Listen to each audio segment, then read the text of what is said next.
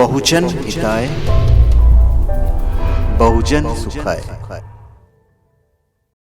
ओमजा एक ऐसा प्लेटफॉर्म जहां आप हम सब मिलकर काम करेंगे, कर सकते हैं और पैसे भी कमा सकते हैं।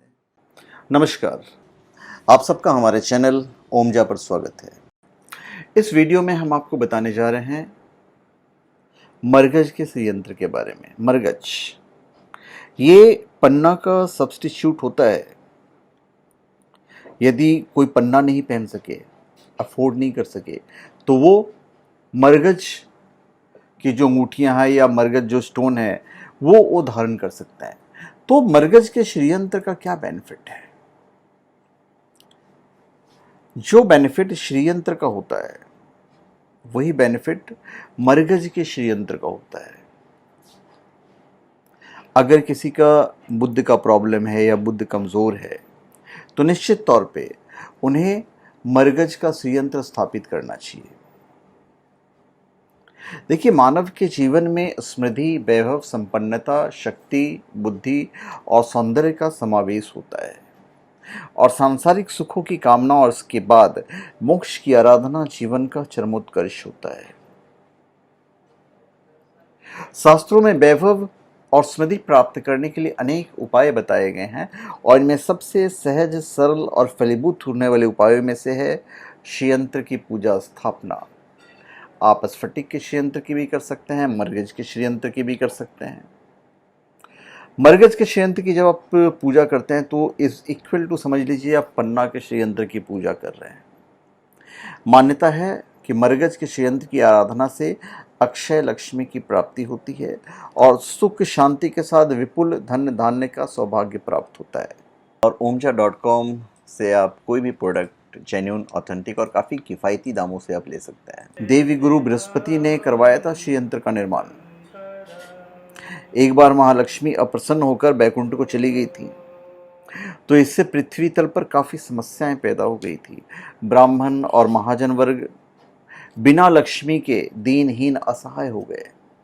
तब ब्राह्मणों, जितने ब्राह्मण थे, तब ब्राह्मणों में श्रेष्ठ वशिष्ठ ने निश्चय किया कि मैं लक्ष्मी को प्रसन्न कर भूतल पर लेकर आऊंगा।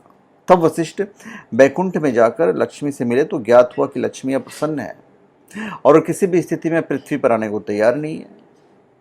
तब वशिष्ठ वहीं बैठकर विष्णु की आराधना करने लगे। जब विष्णु भगवान प्रकट हुए तो वशिष्ठ ने कहा कि हम पृथ्वी पर बिना लक्ष्मी के दुखी हैं, हमारे आश्रम उजड़ गए हैं और धरती का वैभव समाप्त हो गया है। तो भगवान विष्णु वशिष्ठ को साथ लेकर लक्ष्मी के पास गए, उन्हें मनाने लगे, परंतु लक्ष्मी जी नहीं मानी और उन्होंने दृढ़तापूर्वक कहा कि मैं किसी भी स्थिति में वापस जाने को तैयार नहीं हूं, क्योंकि पृथ्वी पर साधना और शुद्धि नहीं है। निराश होकर वशिष्ठ पुनः धरती पर लौट आए और लक्ष्मी के निर्णय से सबको अवगत करवाया। सभी चिंतित थे और समस्या का समाधान निकालने की कोशिश कर रहे थे। तब देवताओं के गुरु बृहस्पति ने कहा कि एकमात्र श्रीयंत्र साधना ही बची है और यदि सिद्ध श्रीयंत्र बनाकर स्थापित किया जाए तो निश्चय ही लक्ष्मी को आना पड़ेगा। तो श्रीयंत्र का वही महत्व है। ऋषियों ने धातु पर श्रीयंत्र का निर्माण किया और उस यंत्र को मंत्र सिद्ध प्राण प्रतिष्ठित हुआ, तब जाकर लक्ष्मी जी यहाँ पर आई। तो ये श्रीयंत्र है, कुछ मंत्रों पे, कुछ ताम्रपात्र पे बनाते हैं श्रीयंत्र को मंत्रों द्वारा।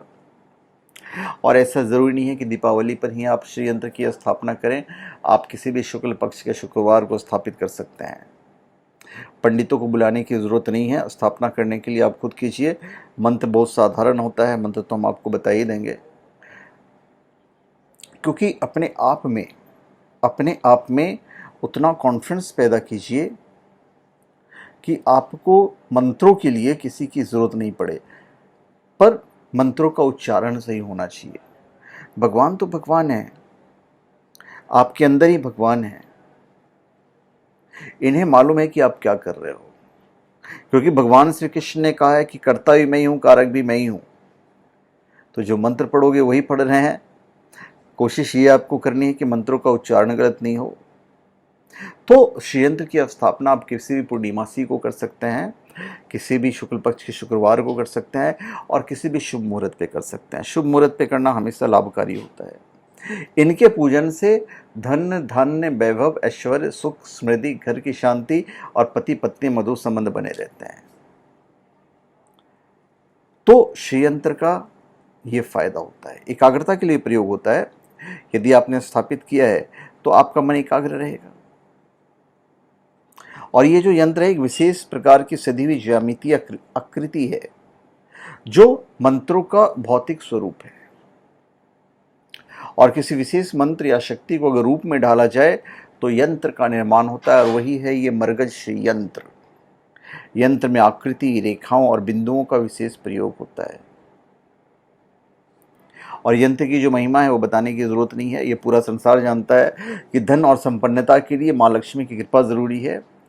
लेकिन माँ लक्ष्मी की कृपा मिलती है कैसे है ये बहुत कम लोग जानते हैं, और वही हम आपको इस वीडियो में बता रहे हैं कि श्रीयंत्र वही चीज़ होती है। चाहे वो स्फटिक की हो, चाहे मरगज की हो, चाहे धातु की बनी हुई हो, चाहे पारद की हो। हाँ, सावधानियां जरूर बरतनी है। पूजा रोज करना है, चंदन रोज लगाना है, दर्शन रोज कीजिए। श्रीयंत्र के दर्शन मात्र से, सिर्फ दर्शन मात्र से काफी सारे काम जो है पूरे हो जाते हैं। श्रीयंत्र को मंदिर या तिजोरी में रखकर प्रतिदिन पूजा कीजिए। इस यंत्र की पूजा से मनुष्य को धन, समृद्धि और यश और कीर्ति की प्राप्ति होती है। रुके कार्य बनने लगते हैं, व्यवहार की रुकावटें समाप्त हो जाती है। जन्म कुंडली में मौजूद विभिन्न कुयोग श्रीयंत्र की नियमित पूजा से दूर हो जाते हैं, और इसकी कृपा से मनुष्य को अष्ट सिद्धियां और 9 निधियों की प्राप्ति होती है। प्रतिदिन कमलगट्टी की माला पर से सूक्त का पाठ कीजिए। आप प्रसन्न करने के लिए बहुत सारे मंत्र का उपयोग कर सकते हैं जो माँ लक्ष्मी के लिए है, जैसे श्री महालक्ष्मी नमः, श्रीम ह्रीम क्लीम श्रीम महालक्ष्मी नमः, श्रीम ह्रीम श्रीम श्रीम ह्रीम श्रीम कमले कमलाले प्रसिद्ध प्रसिद्ध श्रीम ह्रीम श्रीम महालक्ष्मी नमः। किसी भी मंत्र से आप श्रीयंत्र की पूजा कीजिए, फल आपको अवश्य मिलेगा और बहुत ही अच्छा फल मिलेगा।